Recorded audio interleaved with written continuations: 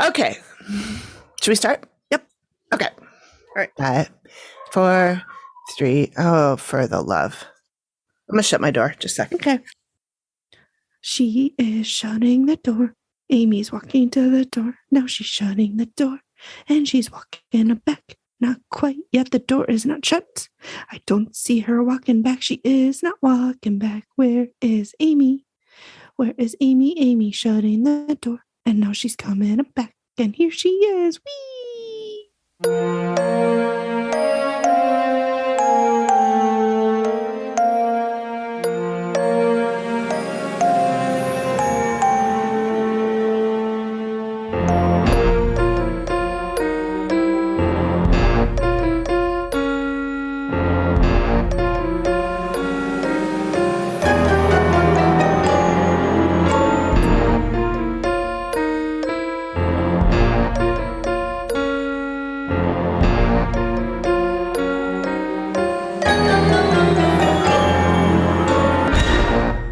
Hello. Hi, friends, and welcome to the Activity Continues podcast. We are your hosts. This is Megan. And this is Amy. Thanks for joining us again. This week, it's the week we've all been waiting for. I could insert a drum roll in there. Why? When I had the most perfect one. That's true. That's true. In fact, I'll cut that out and use it in future for when I do need a drum roll. Yes. Soundbite. All right. So this is our contribution to the BooPod Network Collaboration, the Bridgewater Triangle. But first, I think we need to welcome some new listeners who might be joining us for the first time because they have been listening to this series. Because I'm going to guess there's some people listening that don't already know us. Welcome, everybody. So, welcome. We're glad you're here. We're glad you found us. And we hope you stay. Yes. So a little bit about us. Megan and I met, what did we decide that was? I think it was 2014, 2015. That sounds somewhere right. around there. We both worked at a company in downtown Minneapolis. Yep. I was a recruiter and she did everything else for the company. That's literally what they told me when I went to the interview. They were like, so we have recruiters and we have salespeople and then you do everything else. Yeah. I was like, okay. Yes. So that's where we met. So it's now 2022. So what, 8 years? Yeah. We've been friends. Yeah. That sounds right. Yeah. And so we were watching a show together. By that, I mean, we were texting each other and we watched it. And Amy was like, we should do a podcast on this. And I was like, fuck yeah. Fuck yeah. And here we are. So here we are. And that was January of 2022. Yeah. So year. We are coming up on our 1 year. Oh my God. We had to do something super amazing for we it. got to do something super fun. Oh, for sure. Yeah. So we both live in the metro area, suburbs, but we're not going to say where. We don't of the Twin Cities in Minnesota. Yeah. Can't you tell by our accents? Oh, sure. Yeah. Oh, yeah. Oh, yeah. Oh, goodness. Oh, for sure. Oh, for sure. Oh, that's different. Different? I'm just going to scooch past you. Get some ranch. Oh. You know what I was wondering? Like, what do people who aren't from the Midwest say? Do they not, like, if they don't say, what do they say? I don't know. Oops. When you scooch past someone and you go, just going to scooch past you. What do you guys say? I don't know. Maybe excuse me? That's a good question. Like normal people? Like normal people? No, just going to scooch past you here. Oh, sure. Yeah. Oh, pardon me. Yeah. I like that you mentioned ranch because I was at a restaurant and they asked me what I wanted on my salad or whatever. And I'm like, well, ranch, of course. And the one goes, oh, Minnesota sauce. Gotcha. Yeah. It's so true. I always call it Minnesota sauce now. And people in the Midwest, at least in Minnesota, have very strong opinions on the ranch they like. Yeah. Like they will have a favorite ranch company. Yes, that is true. I'm like, to me, I'm not a big ranch person. Like I'll eat ranch, if it's an option, but I'm not like, oh my God, I got to have ranch. Yeah. I will say though, if a supper club, they make the best homemade ranches. Oh, of course. Cause they're house made. Yeah. Oh my God. Did you see there's a new supper club opening in St. Paul? No. Oh, I'll have to find it. I totally thought of you today. I saw it on LinkedIn. Oh, fun. I would love to club. Go. Yeah. I thought of you. We should do that for our anniversary. Yeah. Okay. Go have a nice dinner. You had me at ranch. Did they have baked potatoes wrapped in tinfoil? Because I need that. How else do you make a baked potato in a supper club? Right. Okay. Good. I don't know. I didn't see their menu. I just saw it on LinkedIn, and my first thought was, "Oh my god, I gotta tell Amy." Yeah, that sounds good to me. For sure. Yeah. Oh, for sure. Oh, for sure. I promise you guys, we don't talk like that all the time. At least I don't think we do. So I lived in the Middle East for our new listeners. And when I would talk to my mom, my friends would say that my Minnesota accent would come out like way stronger than it normally was. And so they'd always, Mom, oh, hey, Mom. Hey, Mom. Mom, bagel, bag. What's our socials? What are our socials for them to find us? Our socials, we are on Instagram at The Activity Continues, on Facebook at facebook.com/The Activity Continues, and Twitter at The Activity because they not CONT because like shortened for continued, right? Because Twitter will only let you use so many however many characters that is. So there are a couple of characters. That's for sure. So the premise of our show is we recap episodes of a paranormal show called The Dead Files. So it's got Amy. Oh my God, what is her last name? Amy Allen. Amy Allen. Jeez. So Amy Allen is the medium. And then Steve DeShavi is a retired New York homicide detective. He's from Brooklyn, he's from Brooklyn. He likes a good stogie. Yep. And so he goes in and he interviews people who are having issues in their house, and he and Amy don't talk the entire time. Amy doesn't talk to anybody. She doesn't talk to the family members. They remove any pictures, any sort of identifying stuff in the house. So Amy goes in basically blind for the most part, not knowing anything about the house. And then at the end, they'll meet up with the house owners or property owners, because it's not always a house. Sometimes it's restaurants or inns has been a popular one. Yep. And then, Amy goes over her findings, and they always have a sketch. And then she tells them what they need to do to cleanse their house if they can, or their property. And we also do have an interview with a couple of clients. Yes. Who were on the show. And you guys, they are the sweetest. Yeah. So you really should check that out, because they were the best. They were so nice. Jennifer and Lance. Yep. That was 2 episodes ago. I think it was our number 36. This would be 38. So 2 episodes ago, we had a great conversation with them. And we talked for, what was it, 2.5 hours? It was about 2.5 hours. And then we were like, holy shit, we should probably go, live our lives. We do have to go to bed. I know. It was really fun, and they had a good time too. So they said they'd be happy to come back again. So we may have them back on again. Yes. Also, if any other people are listening who are regulars here, and already what we do, and you have been on the show, we would love to have you on. We would love to talk to you about your experience. And so hit us up at our socials or email. Email is theactivitycontinues@gmail.com. And if you contact us on the socials, you are contacting Amy.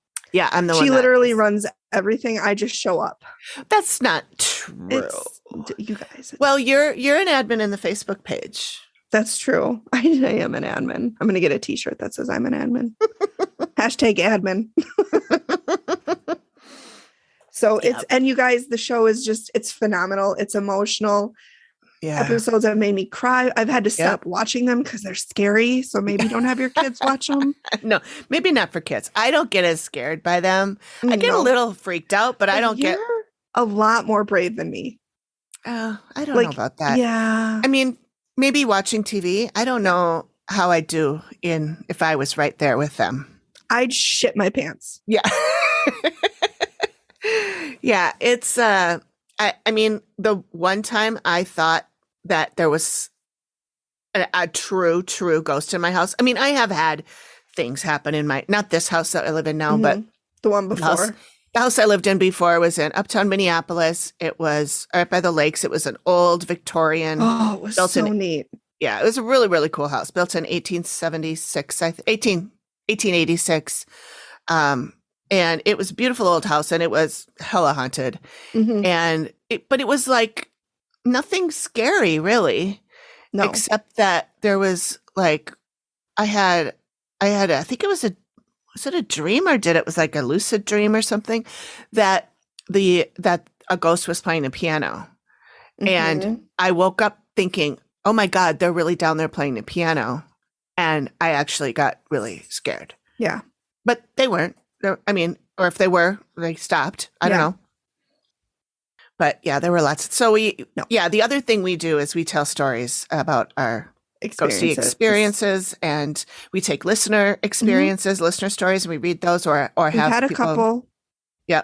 We've had a few listeners things. If you feel comfortable, and we can make it anonymous, we can change your name. So if you want to share your stories, please send them in. We love it, you guys. We love the spooky. I like it in, noon on a Tuesday in broad daylight. But of course, we record in my basement at night. What could go wrong? What could go wrong? Yeah, we have fine. It's fine.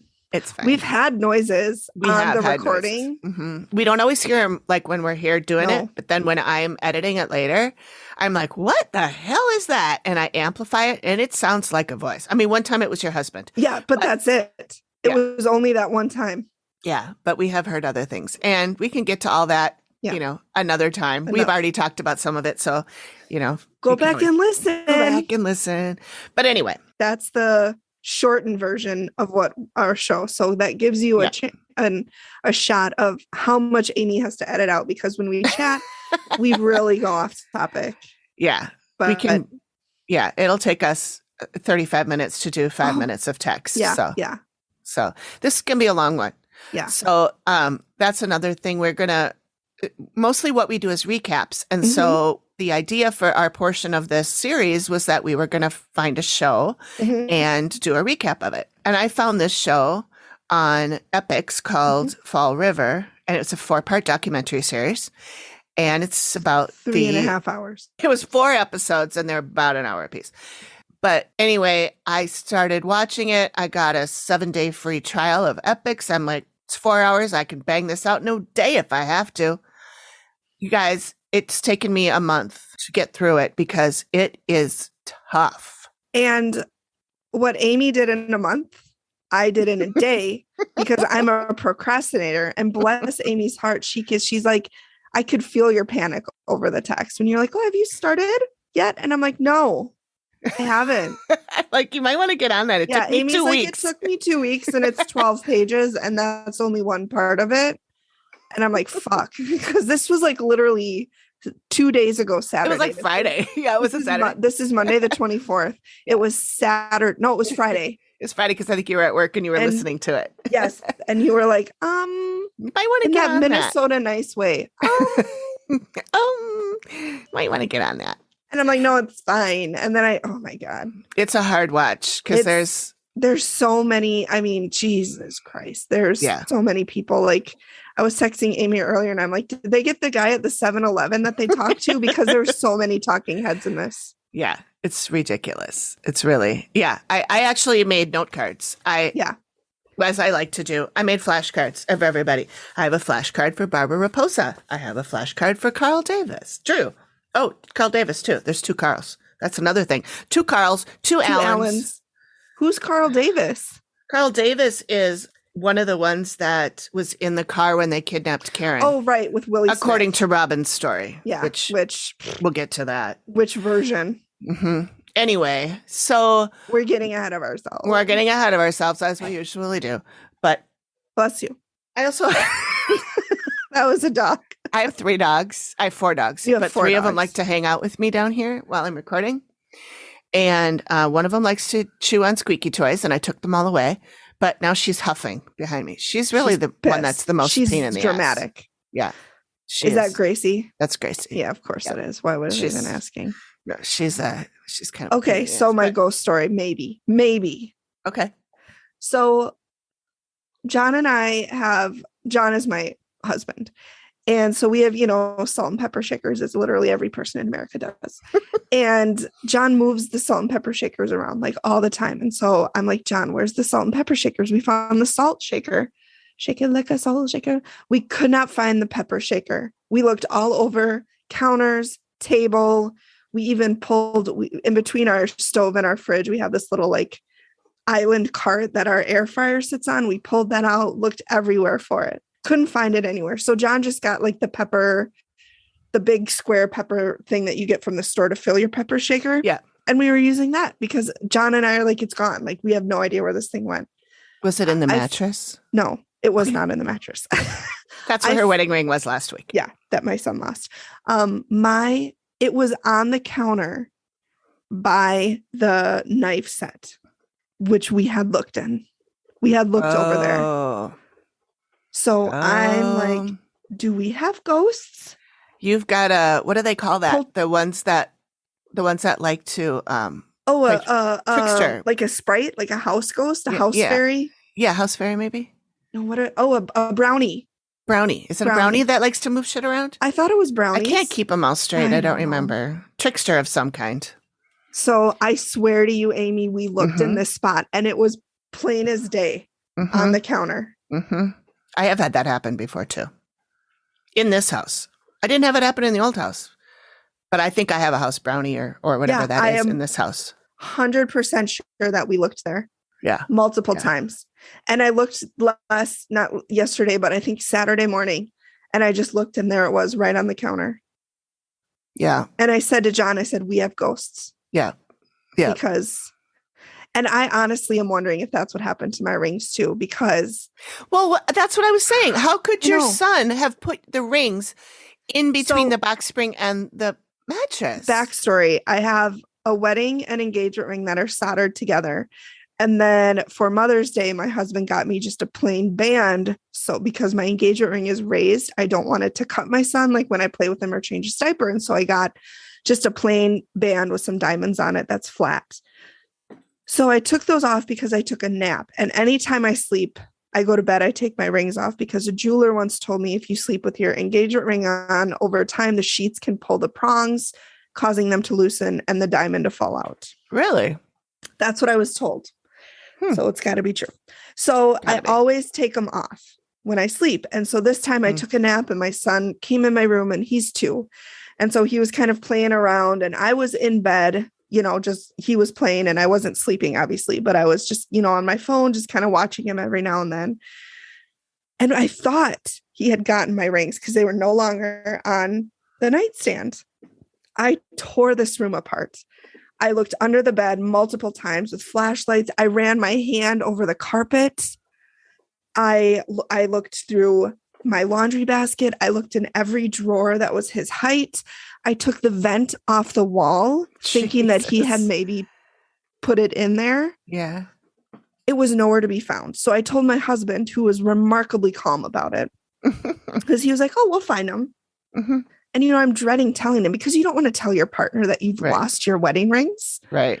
Right. So we're both at this point tearing it apart. And at this point, we're like, they're gone. Like, we have no idea where these rings are. I hope they're insured because they're gone. One last time I looked under the bed with a big flashlight, like a very high powered flashlight. And I saw the single band and I said, John, they're here. I can see the band. The wedding band has got to be around here. So he lifted up the mattress. The wedding band was between the bed frame and the box spring. Yeah. How would it have gotten there? No idea. There's no way your kid could have done that. He's 2, I know.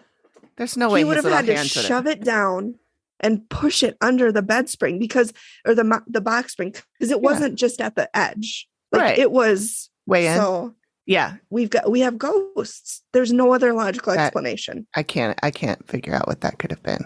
If you have an idea, let us know. Yeah, let us know. We're open. I'd prefer not to have ghosts. They scare me. It is weird to think that there might be people walking around your house that you can't see. That's always something that kind of set me off a little at my old house. I mean, do they watch us when we have sex? I don't know. That would be a question for Jenny, the psychic. I don't think I want to know. I already have performance anxiety. I would think they would be like, okay, I don't need to watch that. I would hope. but you know, look away. To be honest, if you've seen it once, it's the same thing every time, you guys. You do different positions, you change, but it's the result is the same. The mechanics are pretty much the same. Exactly. So maybe not for everyone. Well, that's true. But anyway, for the most part, we digress. We warned you. We warned you. Yeah, it's already been what, 20 minutes, and we haven't even gotten to the meat. I mean, it started really. Okay, so tonight we are talking about the satanic sex cult murders that occurred near or possibly in the Freetown State Forest, which is in Bridgewater Triangle, which is in, I believe, Massachusetts. Yep. Based on the accents, which I love. You know how I feel about a good East Coast accent. Father. Yeah. So the murders, there were multiple murders. They were committed in the late 1970s and early 1980s. Yep. So if you don't already know what the Bridgewater Triangle is, I suggest going back and listening to some of the other episodes in this series. The very first one is a kind of a intro sort of overall overview of the whole series. So that would be a good one. I mean, they're all good. I've listened to them all the ones that have been released so far. By the time this comes out, they will all be released. We are the last one in the group, in the series. Yep. Mm-hmm. So, but I will give you a brief explanation that I got from Wikipedia. The Bridgewater Triangle is an area of about 200 square miles within southeastern Massachusetts in the United States, claimed to be a site of alleged paranormal phenomena ranging from UFOs to poltergeists, orbs, balls of fire, and other spectral phenomena, various Bigfoot-like sightings, giant snakes, and thunderbirds. So some of the other episodes are going to be covering things like that. A couple other ones are doing some murders that happened in the state forest. And then it's just a spooky area. There's a lot. It's kind of like the Bermuda Triangle, but over land. Right. For the most part. I mean, it's spooky. Yeah, it is. Spooky dooky. So I don't know that there's that much else we need to talk about. We really talk about it all. But I do want to say every week we do a podcast promo partner. And usually it's somebody from the BooPod Network, and we exchange promos. They play ours, we play theirs. And this week, I didn't want to show any favoritism to any of the other BooPod shows. How do you pick a favorite? I know. They're all good. Really, you guys, they're all good. And we're not just saying that. Like, they really are. They really are. Yeah. So I decided that I would instead this time just give you guys a glimpse into my other podcast, which is called Volstead Land.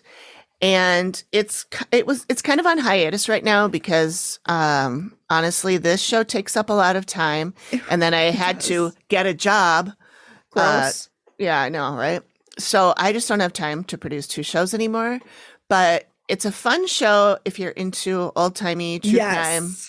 And actually it came about because, tell them how it came about, Amy. Well, it came about because in my old house, like as we said, that had ghosts, when we were getting ready to sell it to move here, my friend, who's now Megan's friend too, her name is Melissa, she and her husband are real estate agents, and they were our agents putting the house up, and they were getting ready for an open house.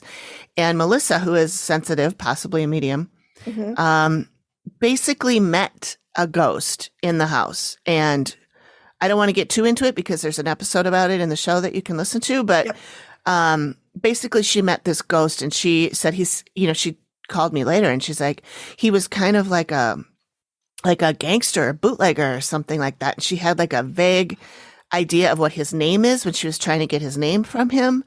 And then she Googled variations on what that name sounded like in her head and found out that it was a guy named Kid Can. His real name is Isidore Blumenfield. He went by the name Kid Can, and he was a bootlegger, and he was Jewish, and my house was like a block away from the synagogue. And so she's pretty sure that she met Kid Can in my house. And so I started looking into his stuff, and it was fascinating. So interesting. Oh my God. Yeah. Slippery guy. He did a lot of bad shit and got away with 90% of it. So Yeah, he did some good stuff too. As those gangsters, I think even people like him that had a lot of money, did a lot of bad business deals, screwed people over. They won good graces from the community by building a school or giving money to the library or that kind of thing, so that they could get away with their shit. Which I won't name any names, but there are people in the world today that do that. Also, fun fact, Melissa's the one who wrote our theme song. Yes. Oh my gosh. The first time I heard it, I got chills. And she has her own podcast. She has a few. Yeah. Oh, she has a few. That's right. Yeah. Yeah. Her big one is called The Skylark Bell. And it's her reading a story that she wrote. Yeah. Yeah. It's really good. I put it on, no offense, Melissa, but sometimes I put it on to fall asleep because her voice is so soothing. It is. She has a beautiful voice. She's a singer-songwriter, so she sings too. There's music in her. She's so talented. She's multi-talented. Yeah. Yeah. She's amazing. Yeah. Shout out to Melissa. M to the E to the L, Melissa. Okay. So I think we are ready. Who knows? Should we just jump right in? Let's jump right in. If you like what you hear after the murder story, please tune in next time for the gory details, aka the recap of the 4-part documentary series. When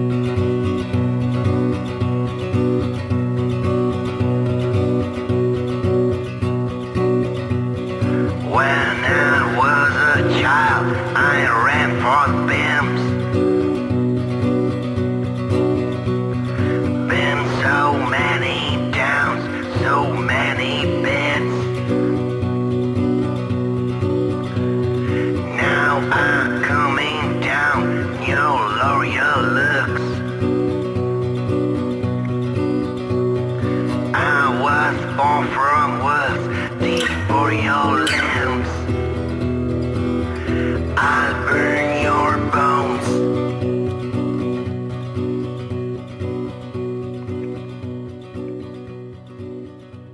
In the Prohibition years of Minneapolis, Minnesota, there was an underworld. Gangs of bootleggers, bandits, sluggers, and murderers roamed the streets and conducted their business. One of the most legendary figures of that time was Isidore Blumenfeld, also known as Kid Can.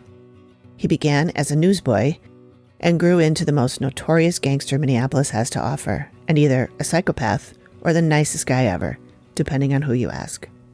Volstead Land explores this world. Join me, Amy, and my co-host Heather as we journey through this era of prohibition, bank robberies, empty promises, and murder. So the content warning, oh my God, literally everything. Anything gross you can think of. Yeah. Rape, torture, murder, drug use, drug abuse, animal cruelty, language, sexual assault. I mean, everything you could think of literally happened in this. Human sacrifice. There's talk of Satanism, obviously. Anything and everything. Content warning. Yeah. So I don't think it even says in here, but it does. Animal cruelty. I was like, that was the thing that was really hard for me. Whew, yeah, it's a doozy. Okay. So there's a lot of it and not. Yeah. It's really interesting. Like it's a really interesting case, and it's very on par for 1970s, 1980s crime. But it's tough, you guys. Like we don't mince words. We don't sugarcoat. I will say that when I wrote my notes, I did leave out a lot of the gory details because things that aren't important to the story. I mean, maybe they are, but not. We don't need to bring them up. Yeah, there's just some really gross things that I left out just because I didn't want to say it. Yeah. Anyway, so the story takes place in Fall River, which is a town in Massachusetts that you may have heard of before. It is where the Bordens of the Lizzie Borden Took an Axe fame lived and died. Okay, I just want to say I have such an issue with that rhyme because it's so unbearably not true. I know. Lizzie Borden took an axe, gave her father 40 whacks. No, it was like 19, which is still a lot. It's a lot, but it's not also, 40. are we sure that she did it? I mean, that's a whole other story. That's a whole nother podcast. We don't have time to get in. I just wanted to say I had taken incidents with that. So anyways. It's a dumb rhyme. So anyway, on October 13th, 1979, the body of a woman was found behind the bleachers at Diamond Vocational High School. Her hands and feet were bound with fishing wire. She was naked. I am not going to go into any more details about what was done to her, but we do need to note that she was bludgeoned in the head with a rock. Her skull was smashed. So it was said that there was evidence of ritualistic undertones, which not is bullshit. This is in the middle of satanic panic, everybody. Yeah. So that just means that one of the investigators was buying into the satanic panic. And it could just be that in some area they found a pentagram or bones or something. Like there's none of the stories, none of the murders have any actual evidence of cult stuff. There's rumors, there's stories. We'll get into that, but there's no cut and dry evidence that this was any sort of satanic killing. Right. So her identity was unknown, and a composite sketch was done and released to the public. A man came forward and identified her as his friend, Doreen Levesque. She was only 17 years old. Yeah, she was so young, you guys. I know. Oh, it's a whole other thing. Anyway, so Doreen, she was a sex worker. Now, I will say that in the show, they called them prostitutes. Yeah. We are not doing that because that is not what they go by. Right. So anytime they say the word prostitute, we change it to sex workers. And I did that in my notes too. It probably is what they went by back then. But that's 50 years ago. Yeah. So she was a sex worker working in Fall River, but she was from nearby Bedford. She chose to work in Fall River because she was embarrassed about having to resort to sex work and didn't want anybody she knew to recognize her in her hometown. That made me really sad. It did. Especially because she ended up being identified by a friend. And in this doc, they showed real dead bodies. And I'm like, can we not? I was like, could I have gotten a little bit of a warning there? I was not exactly expecting. What I said. And they're like decomposed. Like this is not. They're like carrying a skull. Yeah. It's not Doreen, but no, it's later. But I was like, can we maybe not, please? Yeah. So other content warning, dead bodies. Yeah. Actual dead bodies, not like, actors portraying a dead body. Right. Like in CSI. And I'm on the same boat as Amy here. We really would love to say the police worked hard to find the murderer, but they got tied up. So I think what happened is rather than let the evidence lead them somewhere, they got an idea and they made the evidence, and I use that term loosely, fit their because there was no theory. evidence. Yeah. Yep. I agree. And we'll get to more of that too. But yeah, this is a the theme, the title of this episode could be "We'll Get to It." Yeah. We say that all the time too, but this case is maddening to both of us in a gazillion ways. And I was trying so hard not to text Amy while I was watching it because I was trying to save it for the show, but some of it I couldn't. Some of it I'm like, classic 1970s. And if you're into true crime, I don't even need to explain that to you. Yeah, you know exactly what I mean. Yeah. So a few months after that, January 26th, 1980, another woman's body was found, and her body was frozen solid. Her hands and feet were also tied, and her skull was also crushed. This victim's name was Barbara Raposa. She was also a sex worker, 19 years old. She had gone missing November of 1979, so just a month after Doreen's murder. And after this murder, the police kind of perked up a little bit more, and they fielded tons of tips from sex workers in the town saying that there was a satanic cult that had been meeting in an apartment building in town. And I think this is what really started the ball rolling on that satanic theory. Especially because Barbara's boyfriend, 42-year-old Andy Maltese, he'd been spouting off devil shit for some time. I want to throw out, we're using the word boyfriend very loosely. Yes. She considered him her boyfriend, but it was a fucked up relationship. He was a pedophile. He was a rapist. He was a groomer, a rapist, sexual assaulter. Not a good guy. And we get into that more when we do the deep dive into the Mhm. recap, but Mhm. we're just like we said, this is a very high overview. Yeah. Kind of introducing the players and then leading up to the murder. Right. So Right. it was around this time that Karen Marsden, and again, she's a very young sex worker. Mhm. Her age is up for debate. Some people, Wikipedia says 20. But I think I swear they said she was younger I think in they the did in the show. I show. think they said she was 17 because I first Yeah. had her written down as 17. Yeah. And then I went to Wikipedia to get the dates correct instead of Mhm. watching the whole show for the 18th time. So, and that said she was 20. And I was like, I don't think and she's 17 20. to 20 is where Karen is. So Karen Marsden, sex worker, 17 to 20, told police that Robin Murphy, another 17-year-old sex worker, and Carl Drew, a pimp, were leading satanic rituals, and that those two, Robin and Carl Drew, had ritualistically murdered Doreen and Barbara. Mm-hmm. So this is what Karen told police. Yep. Quick interjection. Yep. I thought that Robin wasn't a sex worker because she didn't want to be a sex worker. She was a pimp. She was trying to be a pimp, and that's why her and Carl butt heads. She was a sex worker, but she was trying. You're right. She was trying to be a pimp. So she was trying to move up. And Carl didn't want to have that because Yeah. he wanted to run the streets himself. Right. Okay. Yeah, but she did. Apparently, she did do some sex work. I mean, she started out that way. Okay. So yeah, let's talk a little bit about Robin, and we'll get into her story a little bit more later. But she is a super tough cookie.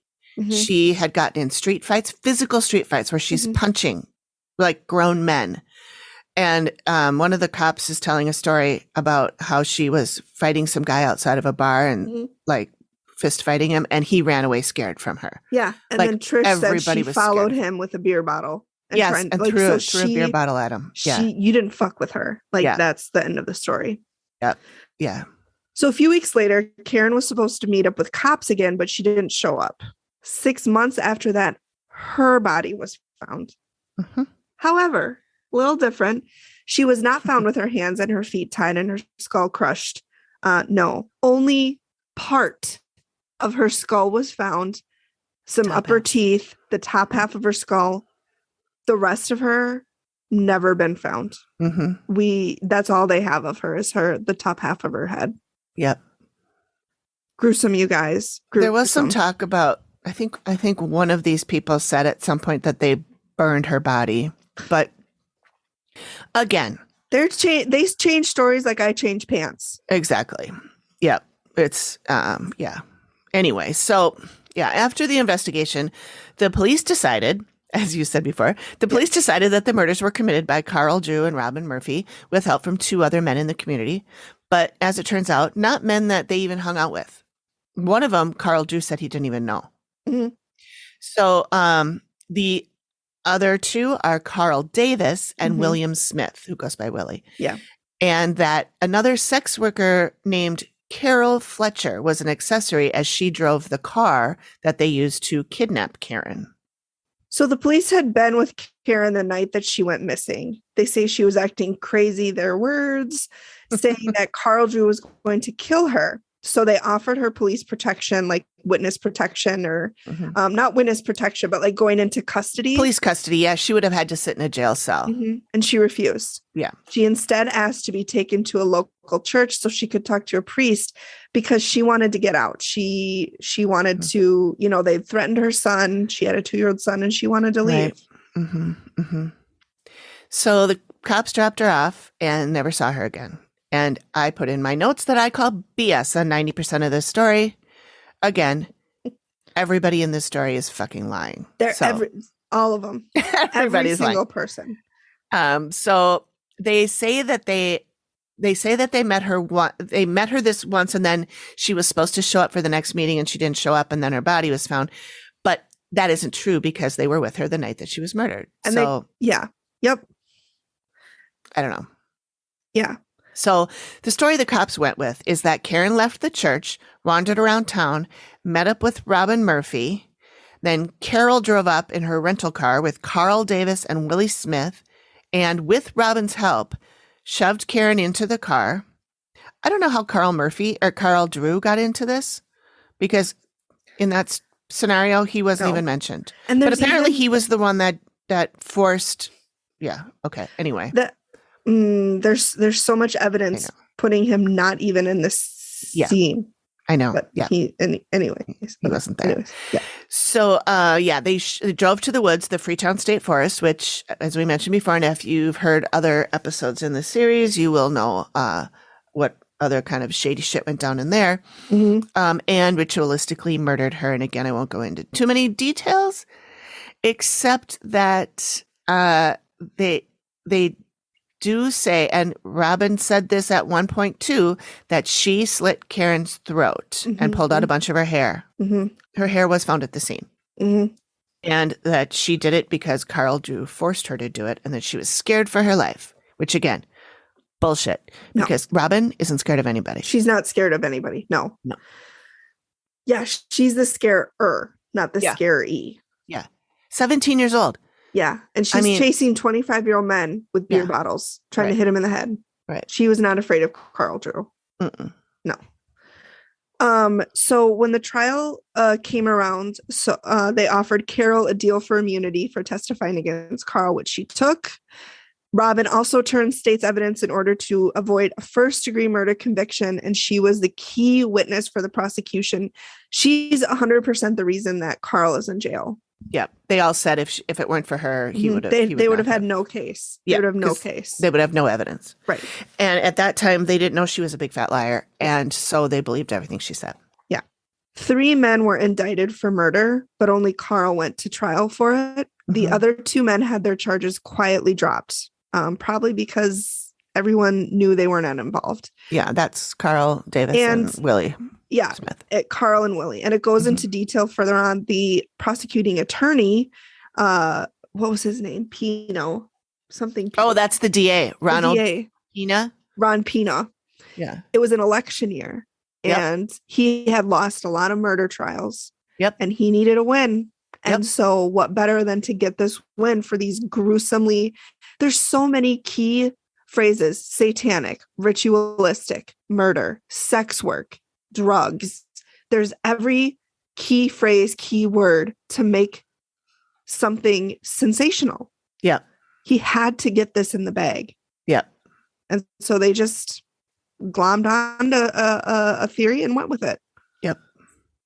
So, yeah, Carl was convicted of first-degree murder and sent to prison for life with no chance of parole. This was in Karen's murder. Oh, not all 3. We haven't even gotten into Doreen and Barbara. So, well, the thing, and we'll talk about this more when we talk about the show, but they were going to charge him, or they originally charged him with Doreen and Karen's murder. At this time, I don't believe Barbara's body had been found yet, because she wasn't found until January of 19. Right. And the other 2 were November, weren't they? Or found? Yeah, they were October and November. Yeah. And so, and things move faster back then than they do now, like in my other podcast, Volstead Land, I mean, they rob a bank on Tuesday, they're on trial on Thursday. I mean, it's very quick. It's not like that now. But, so Carl he was charged originally with the 2 murders. And then when it came time to go to trial, they realized they didn't have any evidence on the Doreen murder. And so they decided to convict him only for Karen Marsden's murder. And they decided that instead they were just going to pretend in the trial like he was already guilty of Doreen's murder, and that he killed Karen because she knew that he killed Doreen. Yep. They made up this whole story. Yeah, they made it seem like he only killed Karen because she was a witness to Doreen's murder. Exactly. And he was trying to kill her to silence her. Yep. Even though there's evidence that he was at a completely different location, evidence with pictures. There's pictures of him. Yeah. At a completely different location, the same time that Karen was allegedly murdered. Yep. But Yep. So Robin pled guilty to second-degree murder. There was no trial for her, and she was sentenced to life in prison with chance of parole. She actually did get paroled in 2004, but she wasn't out too long. I think it was 7 years. Yep. Before she violated parole by 2011. Yep. That's right. She violated parole by being in a relationship with a felon and is currently still in prison. And the documentary spends a great deal of time interviewing her. Yeah. So if you're interested in hearing more about that, stay tuned for our recap. Yeah. Stay tuned. She is fascinating. She is in a what's the word I'm looking for? Like praying mantis type of way. As somebody who Black studied Widow. psychology, I don't She know. is like a compulsive liar. Oh, she's so many things. She's so many things. Yeah.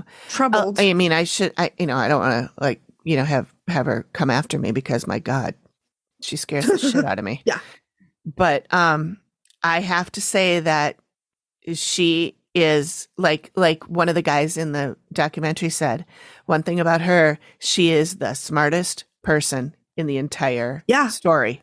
Yeah, I think he said she's probably even smarter than us. Oh yeah. Yeah. Yep. She basically conned everybody. She did. But still ended up in prison. Mm-hmm. So yeah.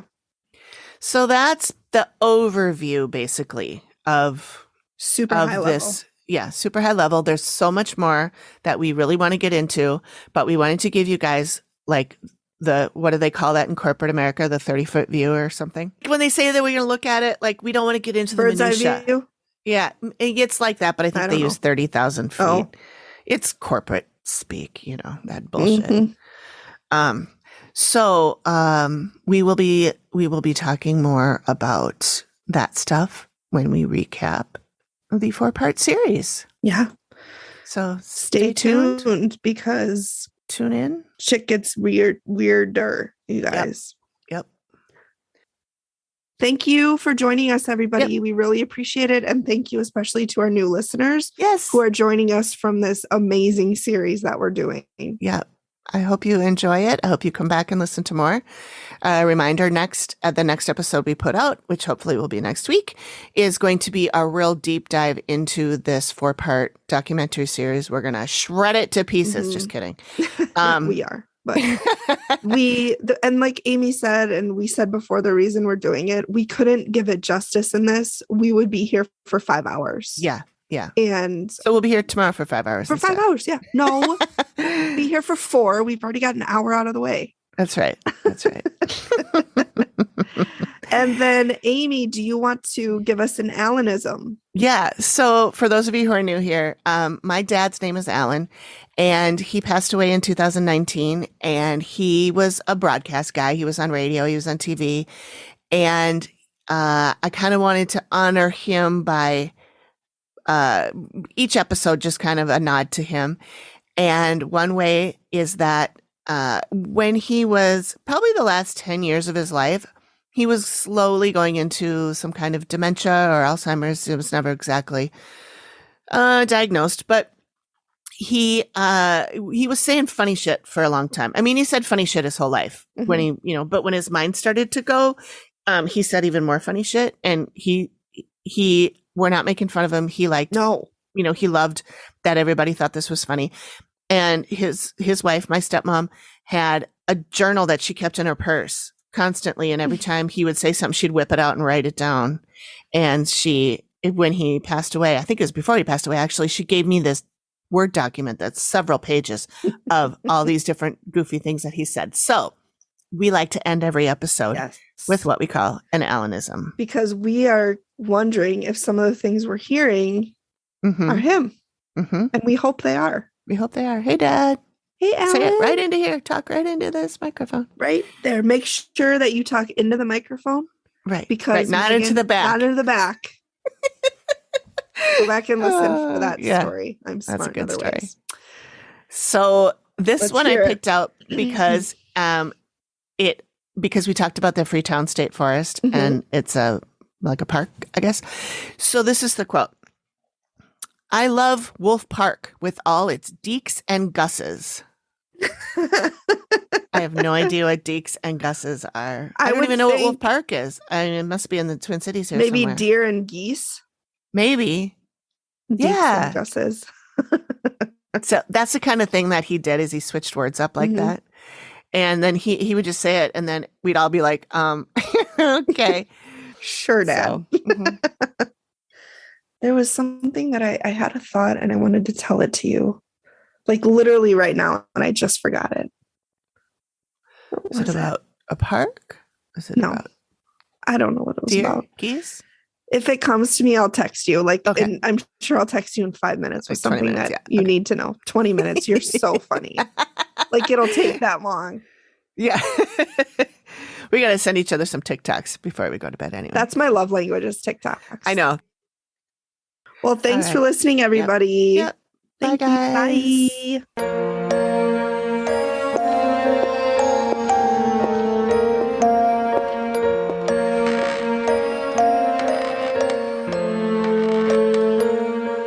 Thank you for listening to the Activity Continues podcast. We really appreciate you giving us your ears for a bit. Please reach out if you have a suggestion for which episode of the Dead Files we should cover next, or if you have a spooky story you'd like us to share on the show. We can be reached at theactivitycontinues@gmail.com or through our website or any of our socials. Links are all in the description of the show. Please feel free to drop us a note and say hi.